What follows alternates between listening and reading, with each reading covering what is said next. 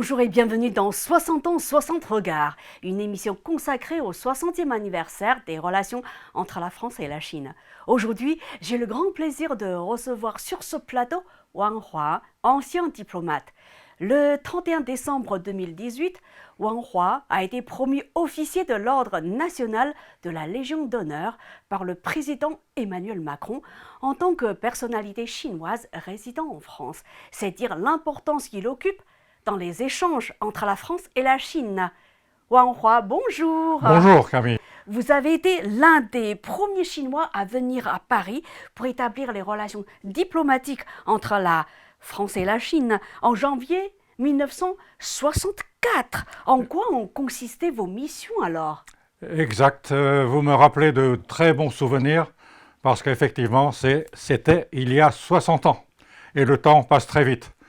Donc il y a 60 ans effectivement, début février, donc après le communiqué officiel des relations diplomatiques entre la France et la Chine, le 27 janvier 1964, notre première équipe de diplomates chinois était prête à venir en France en partant de Pékin par avion sur Moscou, de Moscou ensuite sur Zurich, Zurich-Genève et Genève-Paris. Paris, Gare de Lyon. Gare de Lyon, oui. Pour la première fois, donc 6 personnes de la République populaire de Chine mettaient les pieds en France. En fait, c'était 5 personnes, parce que moi j'avais mis les pieds déjà en France depuis mon jeune âge. Vous êtes né en Oui, France. mais le problème, c'est que j'étais en France cette fois-ci en tant que personnel de l'ambassade, diplomate, donc j'étais donc muté dans la diplomatie. Oui.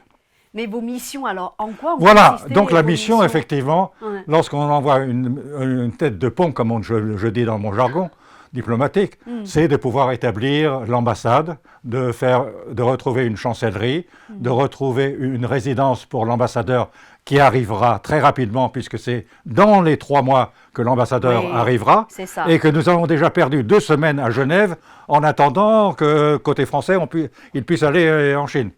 Donc, effectivement, pour moi et pour l'équipe des 6 personnes, c'était d'abord de mettre la lettre de créance au ministère au Quai d'Orsay français, en disant, voilà, je suis accrédité comme chargé d'affaires, l'ambassadeur va arriver avec la lettre propre, et ensuite d'établir une tête de pont.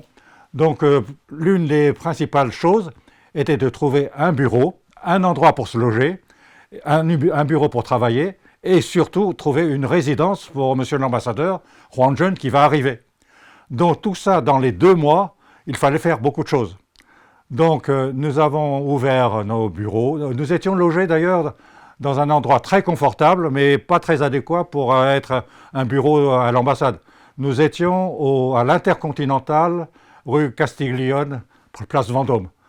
Et alors, effectivement, c'était un palace 5 étoiles. Ouais. Et ensuite, le directeur général de cet hôtel était très chaleureux, puisqu'il accueillait pour la première fois des Chinois de Pékin. Ouais. Et il présentait à notre chargé d'affaires la suite, petite suite présidentielle pour le chargé d'affaires, en disant, voilà, monsieur le chargé d'affaires, vous avez une chambre qui a été habitée par le président Johnson, par des vedettes américaines, Greta Garbo et autres. Oui. Et alors, j'ai traduit tout cela au chargé d'affaires, qui n'était ni chaud ni froid, en disant, et ensuite il m'a dit, tout ça pour me dire que je serai tout seul ce soir.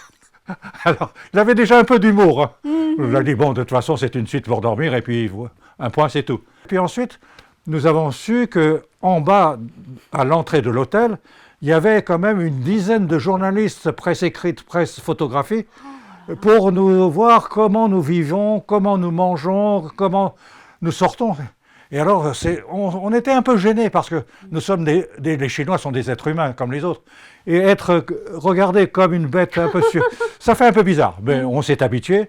Alors, j'ai en tête encore ce souvenir, c'est qu'à l'époque, François, le journal de l'après-midi, un journal très lu, qui existe encore, je crois, mais en petit format. Je ne sais pas si ça existe encore. Et alors, à l'époque, c'était plusieurs éditions en grand format. L'édition de 11h, de 14h, de 17h et de 20h. Il y avait plusieurs formats. Et dans chaque édition, il y avait une grande photo de nos activités en tant que... Oui, parce qu'ils savaient que ce genre d'information, ça attirait... Voilà, tout à fait. Ça attirait le public pour voir comment les Chinois, venant de la Chine communiste, mangent, vivent et autres. Et alors, ensuite, comme nous n'étions pas très bavards sur ce problème, ils ont demandé à des maîtres d'hôtel, à des serveurs, qu'est-ce qu'ils ont mangé chez vous? Pouvez-vous me donner leur menu et autres? Donc tout les intéressait. Même si on buvait un jus d'orange, est-ce qu'ils mettaient du sucre? On était des 6 extraterrestres, comme on dit. Exactement. Voilà. Mais du coup, votre travail alors? Oui, alors donc notre travail, pourquoi nous étions à l'hôtel? Parce que c'était un hôtel choisi par le directeur de l'agence Chine Nouvelle, qui avait déjà une antenne en France, dont le gouvernement chinois a dit, puisque l'équipe précurseur va venir, c'est à vous de choisir un hôtel et de mettre les conditions favorables pour qu'ils travaillent. Et alors pour nous, en tant que chargés d'affaires et le reste de l'équipe, nous étions un peu gênés parce que nous n'étions pas habitués à habiter dans un hôtel 5 étoiles ou autre. Un palace. Ou un palace. Nous, on disait, est-ce qu'on peut changer d'hôtel et autres? Et le directeur de l'agence Chine Nouvelle a dit non. N'oubliez pas que vous représentez les 450 millions de Chinois en France. Donc vous êtes des officiels du gouvernement chinois de la Chine d'aujourd'hui. Donc on a accepté. À l'époque, il n'y avait que plus de 450 millions. Eh oui, à l'époque, on n'avait pas encore. Oui, ensuite, naturellement, le chiffre exact a été un peu plus. Mais à l'époque, c'était ça. Hein. Oui, mais le chiffre au début, c'était 450 millions. 450 millions, oui. Mais le recensement, puisque ensuite, ça s'est fait plusieurs années après. Oui. Donc on est à 1,4 milliard maintenant. C'est ça, ouais. Et alors, donc, notre travail a commencé à continuer. D'abord, de retrouver un endroit pour quitter cet hôtel. Parce que l'endroit pour recevoir dans la suite du chargé d'affaires, c'était un peu trop petit et puis pas commode, puisqu'il y avait d'autres personnes et autres, donc ce n'était pas une ambassade. Donc le problème, c'est que notre ambassade, que nous avions déjà dans le passé, puisque l'ancien gouvernement, soi-disant gouvernement de Taïwan, avait déjà cette ambassade avenue Georges V, que vous connaissez de nom. Et ce 11 avenue Georges V n'a pas été remis au gouvernement français à l'époque, parce que l'ambassade de Taïwan refusait de reconnaître cette décision du général de Gaulle. Et on a su après, d'après les écrits, que Chiang Kai-shek et les Américains étaient très très furieux de cela. Et les Américains ont suggéré même à Chiang Kai-shek, vous restez coûte que coûte en France, vous ne partez pas. Si on ne vous vire pas, vous restez. Donc de là, on n'a pas récupéré la chancellerie, il fallait trouver un endroit, des bureaux pour la future ambassade. Ensuite, de quitter au plus vite nos 6 chambres d'hôtel qui coûtaient énormément cher. Oui, ben justement. Je peux vous dire un chiffre, mais une comparaison. Ouais. Pendant 6 semaines que nous sommes restés, nous avons dépensé la somme d'acheter 6 voitures Peugeot 405. Et donc, il fallait absolument trouver cela. Et moi, j'avais encore une autre tâche, c'est de trouver la résidence de l'ambassadeur. Alors, en quelques semaines, grâce à nos amis français, un conseiller immobilier qui nous a fait venir pour visiter énormément de villas ou d'hôtels particuliers. Pour vous dire, j'ai visité en moins de 2 mois 101 installations, hôtels particuliers, villas. Et alors, au bout de la 101e visite, on a dit, j'ai l'impression que ça sera. On va toucher le gros lot. Et effectivement, c'était une chaumière que j'ai vue avec mes collègues, et qui était une chaumière normande de 3000 m², très bien, avec jardin devant, jardin derrière, salle de sport et autres. Et l'intérieur, un intérieur très cossu, parce que ça appartenait à l'une des 10 plus belles filles américaines des années 50. Une certaine Madame Littman, qui avait épousé un mari, homme d'affaires, dans l'armement, je pense, divorcé ensuite, dont le mari a donné cette chaumière normande. Et Madame Littman a trouvé un prince italien pour dire nous allons vendre cela et vivre en Italie ou en Suisse. Donc nous avons dit ceci nous convient beaucoup, mais par contre nous avons aussi un vœu et un souhait, c'est que notre ambassadeur va venir très rapidement. Nous voulons prendre les clés de votre appartement, si tout ça se fait, dans les 24 heures. Autrement dit, demain à 10 heures, vous nous donnez les clés et vous partez et nous venons. Alors ça a été une très grande stupeur pour elle et pour son prince charmant. Ouais. Et ensuite, vu les conditions adéquates que nous n'avons même pas négocié, tellement le prix, et elle a dit bon, j'accepte. Ah. Et alors le problème, c'est que j'ai beaucoup de choses à jeter dans les poubelles, à donner aux œuvres charitables et autres. Donc venez avec moi faire le tour du pâté de maison. Et ensuite, Madame Littmann, me voyant très jeune, et je ne sais pas pourquoi, elle me dit en anglais « I love you, Mr. Wang oh ». J'étais un peu surpris parce qu'en 64, oui, tout à fait. Alors d'autant plus que je lui ai dit que j'étais marié ou pas. Eh bien, j'avais pas de bague comme aujourd'hui. Beau jeune homme. Alors donc, oui. Alors j'ai dit, j'ai pas réagi. J'ai dit peut-être c'est une méthode américaine d'aimer quelqu'un.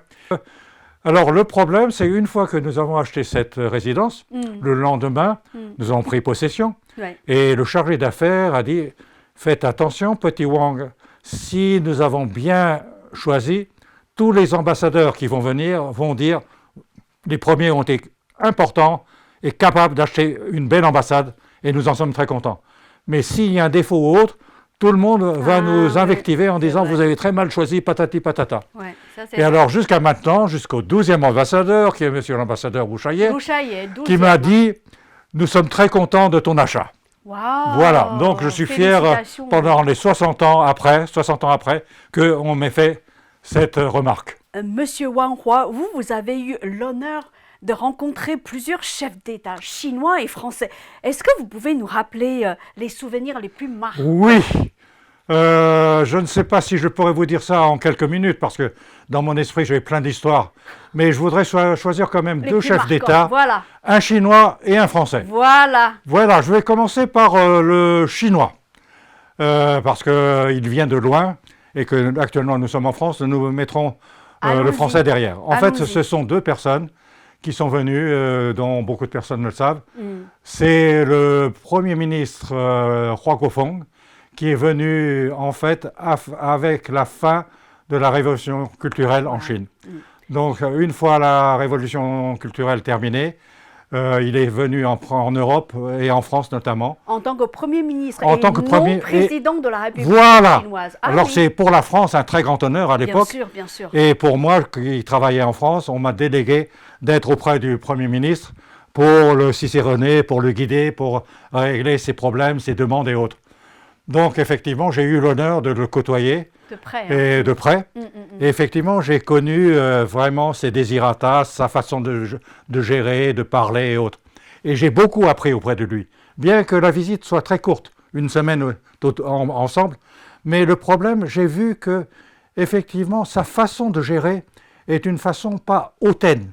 Vous savez, en tant que chef d'État, on peut devenir très hautain, regarder les personnes d'en haut en bas et autres. Mais lui, c'est vraiment, on voit qu'il vient d'une Chine du peuple. Il regarde les personnes droit dans les yeux, comme le Premier ministre Zhou Enlai que j'ai connu. Il regarde toujours les yeux dans les yeux. Et alors, Hua Guofeng, effectivement, était très, très intéressé par sa visite en France, non seulement de côtoyer le président français qui était Giscard d'Estaing, et ensuite d'apprécier toute la culture française, la cuisine française, les réceptions à la française. Donc il a été très très heureux de voir cela. Il a été au château de Versailles, il a été partout. Mais il y a un vœu qu'il n'a pas eu, qu'on lui a refusé. Il a demandé à voir un supermarché en 1970 ou 60, vous verrez, ça doit être 77, je crois, par là, lors de sa première visite. Pourquoi il a demandé cela? Parce que la Chine était en train d'ouvrir les supermarchés en Chine. Et on ne savait pas comment étaient les supermarchés à l'extérieur. Donc on voulait apprendre auprès des pays avancés, dont la France, pour voir comment ça se faisait, s'il fallait acheter tous les jours, une semaine, les caddies, comment les ravitaillements se faisaient et autres. Et lorsqu'on a fait cette demande, j'ai transmis cela au protocole français, au voyage officiel de la sécurité et autres, qui m'ont dit malheureusement on ne pourra pas satisfaire votre Premier ministre. Pourquoi? Parce que dans ces endroits-là, il y a beaucoup trop de monde, trop de passagers, et on ne peut pas assurer une sécurité à 100%. Mais par contre, votre Premier ministre pourra envoyer son secrétaire, les autres personnes pourront y aller, et au retour, ils pourront faire un petit rapport, photographique ou non, verbal ou autre, à votre Premier ministre. Et Roquefort, en entendant ceci, a dit, de toute façon, je n'irai pas, allez-y de ma part et vous me ferez un rapport au retour. Et c'est à ce moment-là qu'il m'a dit, Petit Wang, tu vas rester avec moi. Ah oui. Alors j'ai dit oui. Comme ça, on va parler dans le jardin de l'hôtel Marigny, l'hôtel des hôtes à l'époque, juste à côté de l'Élysée, dans le jardin, et on a parlé pendant presque 1h15. Vous avez discuté avec lui? Oui, alors le sujet... Vous avez parlé de quoi alors? Oui, le sujet, c'est comment vit la population française. Comment ils mangent, quel est leur salaire, comment ils travaillent, et autres. Donc, il s'intéressait à tout, de l'azimut. Et alors, naturellement... grâce à moi, mais il avait déjà une documentation. Il a confirmé les documents qu'il a vus. Il a dit, voilà, j'aurais bien que je n'aurais pas visité, mais Petit Wang m'aurait raconté ce qu'il ressent lui. Alors, côté français... Côté français, voilà. Donc, je voulais parler de l'arrivée du président Pompidou, Georges Pompidou. Ah oui, c'était le premier président Le premier président, parce que vous savez que De Gaulle voulait aller en Chine. Il n'a pas pu. Et là, j'ouvre une parenthèse. Le président mort avait une très grande estime du général de Gaulle et a dit, s'il vient en Chine, je le recevrai moi-même. Donc ce message est passé devant le général. Le général a dit, je me prépare à aller en Chine. Et Mao Tse-tung, à ce moment-là, a dit, le général a un très bon coup d'œil, c'est un visionnaire. Donc le mot visionnaire du général de Gaulle vient en partie du président Mao. Du président Mao. Effectivement, j'ai été samedi dernier, nous étions à Colombey-les-Deux-Églises et nous avons vu que vraiment c'est un grand homme qui a une vision non seulement de la France, qui a dit « je garderai toujours, de tout temps, je me suis fait une idée de la France ». Et ça, lorsqu'il a dit cette phrase, cette idée s'est ancrée jusqu'à sa mort. Et ça... Et quant à la Chine, je voudrais encore évoquer la phrase que le général de Gaulle a dit lors de la reconnaissance que la France a dit. Le général de Gaulle a dit « La Chine est un grand peuple. C'est le peuple le plus nombreux de la Terre et c'est la Chine qui a la plus longue histoire dans le monde. » Vis-à-vis de la population chinoise, il avait un grand amour en disant « Nous ne pouvons pas abandonner les 450 millions, sinon un peu plus à l'époque, mais de Chinois. » Donc, je reviens au président Pompidou. Donc, le président Pompidou est venu. Et alors là, il y a une histoire, c'est qu'effectivement, à l'époque, c'était le premier Chou En-lai qui le recevait. C'est ça. Et naturellement, Pompidou a été reçu aussi par le président Mao. C'est ça. Mais le président Mao n'avait pas l'habitude de participer à des banquets d'accueil et de départ. Donc, c'était le premier Chou En-lai qui s'en occupait. Et alors, arrivé le jour même à Pékin, Pompidou, le dîner de gala de Pompidou était à 19h et on a su que Pompidou avait une vingtaine de minutes de retard puisqu'il était dans la maison des hôtes de Pékin et on a dit malheureusement il sera un peu en retard. On n'a pas su la raison d'après, mais après on a su qu'effectivement le voyage l'a beaucoup fatigué parce qu'il était déjà malade. Il était déjà très malade. Et alors moi j'étais responsable à l'époque d'accueillir les 101 journalistes français. Or, vous, en tant que média, en tant que journaliste, vous devez savoir que gérer des journalistes français n'est pas une chose très facile. Pas du tout. Et alors, moi, j'avais la tâche, non seulement pas pour moi tout seul, mais j'avais d'autres personnes aussi qui m'accompagnaient. Mais on m'a choisi comme le chef pour accueillir ces journalistes, parce que j'avais une belle voix, que je parlais français, et qu'on comprenait ce que je disais. Et alors, les 101 journalistes étaient là, en bas de l'Assemblée nationale, en attendant l'arrivée du président Pompidou, de monter les escaliers, une quarantaine de marches, et Chou En-lai attendait en haut pour lui serrer la main.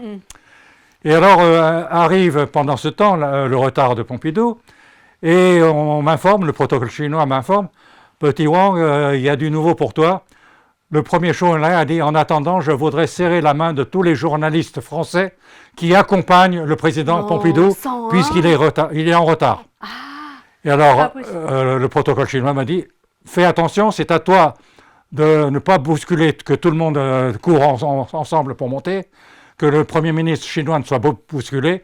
Tu vas les mettre en rampe deux par deux et ils vont monter comme ça. » Et alors, de ma belle voix, je dis « Messieurs, mesdames les journalistes, le Premier ministre Chou En-lai va vous recevoir, veuillez vous mettre en rang par deux. » Brouhaha général, homme, femme, journaliste.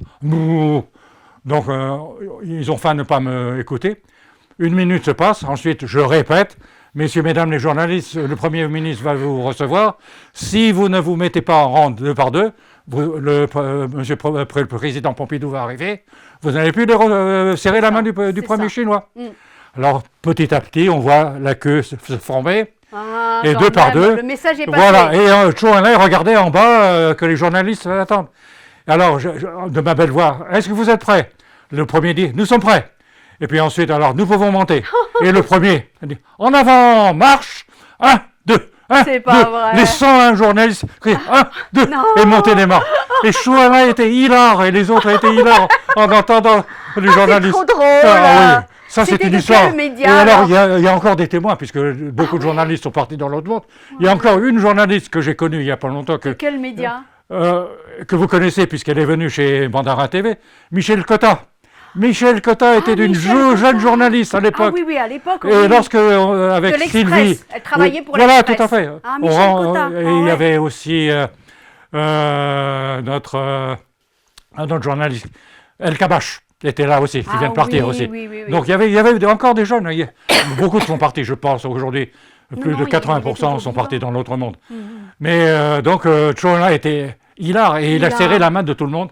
Et tout le monde était très content. Bien sûr. Voilà, donc ça c'est une histoire, disons, qui n'était pas dans le protocole d'accueil. Ouais. Alors ensuite, il y a une chose importante à souligner, c'est que pendant la négociation entre Zhou Enlai et Pompidou, en comité restreint ou en comité allongé avec les autres membres de la délégation, la négociation s'est pas terminée. Et Zhou Enlai a décidé d'accompagner le président Pompidou dans sa visite touristique à Tatung, dans les grottes de Yungan. Et ça, c'est une chose très rarissime du premier Zhou Enlai. Zhou Enlai a l'habitude avant de finir les négociations, de dire bonne visite et de dire à la prochaine. Or maintenant, la France a eu le privilège, le président Pompidou a eu le privilège d'avoir le premier Zhou Enlai accompagner Pompidou en train spécial à Tatung, d'avoir une conversation en tête à tête pendant la visite, alors que les journalistes étaient autour.